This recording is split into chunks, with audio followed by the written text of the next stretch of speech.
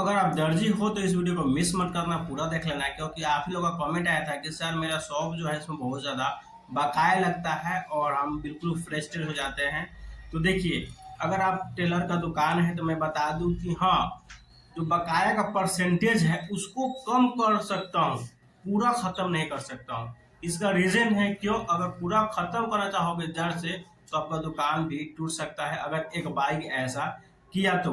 मेरा भी पहले कुछ ऐसा ही हाल था, ऐसा हाल था कि मेरा दुकान बंद करने के कगार पे आ गया था और मैंने इस चीज़ को कैसे छुटकारा पाया धीरे धीरे, और अभी बिल्कुल न के बराबर हो गया है। जैसे कि ये हो गया कि मेरा खास अपना दोस्त है या पड़ोसी है या अपना खुद का कजन्स ब्रदर है, तो यहाँ पे थोड़ा सा रियायत की जाती है, दी जाती है, या रिलेशन ये सबको जो है बकाया दी जाती है, या कुछ फ्री में भी काम किया जाता है अगर दर्जी आप हैं तो। इसके अलावा आप कैसे छुटकारा पा सकते हो बकाया से, तो चलिए इस वीडियो को शुरू करते हैं बिना ज़्यादा समय लेते हुए। इस वीडियो को पूरा देखिएगा और किसी का शौक हो तो उसको शेयर कर दीजिएगा ताकि उसको भी हेल्प हो सके। देखिए, मैं स्टार्टिंग में जब दुकान किया था शुरुआत में, तो मैंने बहुत बड़ा जो है मैंने ऑफर दे दिया था, 50% छूट पे मैंने काम किया था साल भर दुकान जमाने के लिए, क्योंकि मेरे पास बहुत छोटा मार्केट है और वहाँ पे 2 दुकान था पहले से। तो ये तो बात हो गई दुकान जमाने के लिए, तो मैंने साल भर बिना बेनिफिट का काम किया, बिल्कुल खर्चे पे काम किया, और उसी का देन है कि मेरा आज भी यानी कि अनदीना भी रहता है, बिना लगन का भी तो मेरे पास काम का कमी नहीं होता है, काम हमेशा रहता है।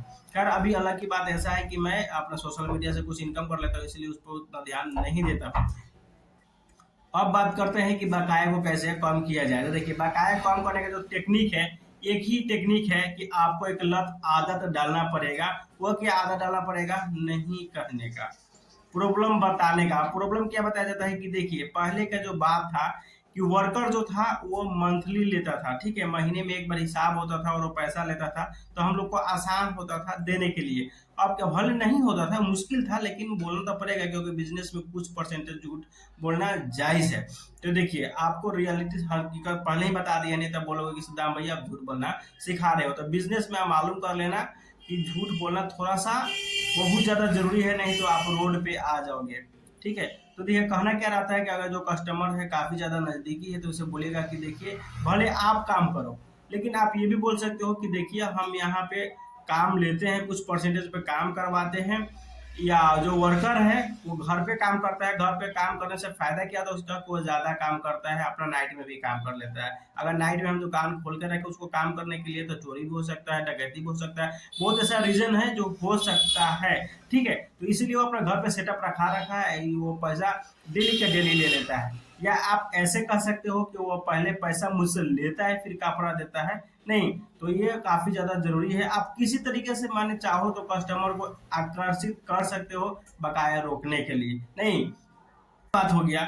दूसरा क्या हुआ कि अगर आपको कोई अनजाना व्यक्ति है और बिल्कुल वो जाना पहचाना सा आपका फील करता है, जैसे कि आता है कि हाँ सद्दाम भाई, जैसे मेरा नाम हुआ, आता है कि हाँ सद्दाम भाई आप कैसे हो, क्या समाचार है, दिस डेट वगैरह, इस तरीके से बात करता है बिल्कुल रियलिटी जैसा, और फिर बोलता है कि हाँ ये 100 रुपये ले लो और 300 रुपये बाद में दूंगा या 400 रुपये बाद में दूंगा।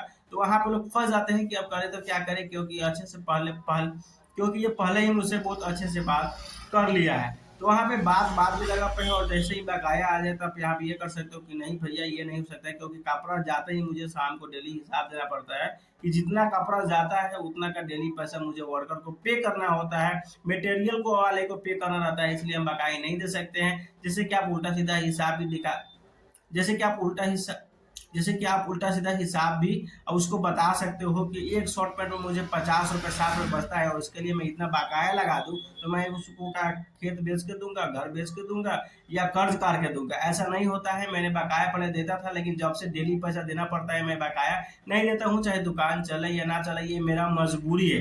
तो अपना मजबूरी बताओ किसी तरीके से, तो इस तरीके से क्या होगा कि आपका बकाया लगना बंद हो जाएगा, और ये सब लोग जानने लगेगा कि डेली पैसा देना पड़ रहा है। जैसे कब रिलेटिव आने लगे या दोस्त भी आने लगे तो उसको भी बोल सकते हो कि डेली पैसा पे करना पड़ता है, तो बोलेगा कि भाई तुम तो खुद से करते हो।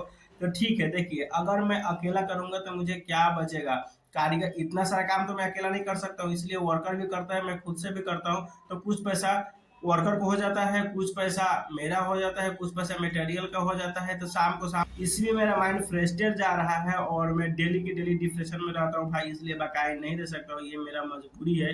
हो ना हो मैं ये दुकान छोड़ने वाला हूँ, क्योंकि मेरा उसमें कोई बेनिफिट नहीं हो रहा था। इस तरीके से अपना कुछ मजबूरियां बहुत ज़्यादा जरूरी होता है बकाया से बचने के लिए, क्योंकि आप पहले से आदत लगा चुके हो। और इसी तरीके से जब आदत छूट जाता है बकाया देने के लिए, बकाया लेने के लिए, तो आपका बकाया बहुत ही कम हो जाता है। 100% से आकर सीधे आपका 5% पर रुक जाता है। तो ये जो तरीका हम बताए हुए कितना हद तक सही है, आप लोग कमेंट करके बता सकते हो। चलिए मिलते हैं नेक्स्ट वीडियो में। जब तक आप लोग हमेशा हैप्पी रहा करें, खुश रहा करें और खुशियाँ बांटा करें।